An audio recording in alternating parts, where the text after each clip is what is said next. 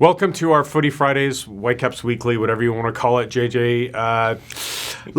Before we look ahead, let's look back. Were you surprised at how the home opener went, the season opener? Do we have to look back at that game?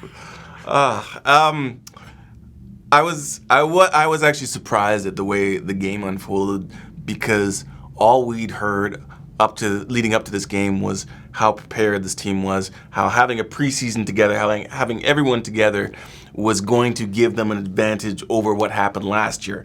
And then they came out and laid an egg. There's no way around it. I mean, and Mark Dos Santos himself has said, it was anxiousness. He doesn't know why. It was nerves, maybe playing in front of family and friends for the first time, or the weight of the occasion. But, they're professional athletes. This is what you're paid to do. You go out and you perform. And they didn't in that game. Yeah. I'd heard all those excuses too, and the thing that struck me is it was so much like what the start they got off to last year. Not specifically the first game, but that's all we heard from when the performance on the field started hitting the rocks last year. It was, this team is new, there's so many new pieces, they're anxious, there's all this stuff going on. To see basically a repeat after they'd had a whole do-over in the offseason was surprising to me, especially the comments from the coach. I don't buy the anxiousness thing, I really don't. I mean, you've got guys who have played in top European leagues, and no one's throwing bags of urine at them yet. That may come. Can you reach that far from the press box, by the way? But ultimately, I think that this is a team that is good. They don't have a margin for error. They're going to have to start to show some results to get fans on board. I know. It's funny. You actually mentioned the bags of urine. I actually asked Lucas Cavallini if anything, crazy like that had happened, and he said no bags of urine. But he was in a game where they tear gassed the fans once, and he was on the field crying, snot running down his face, wondering what the heck was going on. So you talk about hostile environments and pressure. I think that's a little more hostile than BC Place with the great new general admission section, which worked out well. But it's not a hostile environment where there's too much pressure. What did you think of Cavallini? I mean, he's the big money guy. He came in, and what did you think of his overall impact? I think he didn't get any service. He only had 22 touches. You just paid just like being a BC Place. Yes, you just paid $6 million for this dude. Get him the ball. Even the guy he replaced, Freddie Montero, was saying, our strikers last year didn't get any service. That's what needs to change this year. It didn't change in game one. However, they did have some very good chances. I've talked about expected goals this week. Their expected goals were great, but they didn't get any actual goals, so the stat really doesn't mean much unless you actually score. But they're generating chances. I think it will come. I think Cavallini just needs a little bit of time to settle down, and he will start producing. I'm not really worried about him. I think he'll do fine. I think it's behind him that is the question mark for the season. So from not getting service to roaming fees, now they go to LA. What do you think? Now, I mean, they're playing the Galaxy, obviously one of the glamour teams in the MLS. Come on. Come on. That was a terrible, terrible segue. I don't have much to work with here, okay? All right, here. We got one game. So now you're going to LA. It's one of the better teams in MLS. And I sometimes I think the Whitecaps set themselves up for failure, much like with we've had an off season, we know they fall on their face. Now we're hearing, this is a good thing to get away from, be on the road together, playing a big team. They've kind of set themselves up with everything they've said all week that they got to put in a good show. Yeah. Will they? Well, maybe they will. I mean, it's the pressure excuse won't work anymore. Maybe the road excuse, playing away from home, you're not expected to get results. We'll hear that. But, we won't know until they play the game. Last time they went down there against a very motivated Galaxy team hunting for a playoff spot, and they beat them 4-3. They scored 4 goals. I think it was the first time in several seasons they'd scored 4 goals in a game. So I don't think being away will be a detriment. I think it's a good thing. As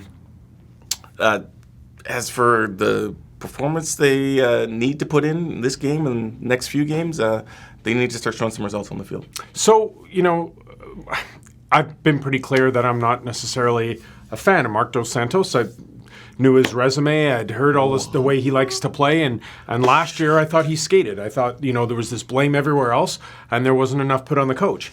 I look this week, and, his comments again after that last game, he's saying, we didn't play the way we were supposed to. And the coach has a definitive style. Have you put the pieces in place that can play that style? And so how long is the leash on Mark Dos Santos? I think the leash is there. I mean, I talked to him about the pressure of the season, and he says he puts more pressure on himself than anywhere else. And it's true, last season I don't want to say he skated like you did, but it was his first year with the team. Massive roster overhaul. There were lots of reasons why they didn't get results. This year, however, there is going to be more of a spotlight on him for sure. When your team comes out not ready to play in your opening match, that's definitely on the coach. What we see from here on in, this is going to be on the coach too, because this is the team that he's had time to put together. They have the pieces that they want. Well, almost all the pieces they want. Still a few players that are coming in. But a lot more responsibility will reside on his shoulders. Do I think he's going to get fired anytime soon? No, I don't think so. I don't think that kind of pressure is being put on him from above. I think he has time. They have a plan they put together, and I think they will give him the time to try and execute it. Okay, so where does this team go, do you think? How long do fans have to wait until they start to see what we really believe the Whitecaps are? You're right. Rumors that they're going to be bringing in more players. One of their key players just joined the team last week, Jingles. What are we looking at here? I know they had a supposedly successful preseason, but if you've got important pieces still to be added, are we still thinking this team may be mid-season before we really know what they are? Well, I think it will take at least until after the international break. That'll give Leonard Owusu Jingles a chance to break in. Janio Bikel, and also a newcomer in there, another key figure in their midfield. Give him time to get used to the team. Eric Godoy is just back at training today for the first time. He's going to be a key center back for them. Ranko Veselinovic, he arrives finally from Serbia after months, it seems, tomorrow. So the pieces are coming.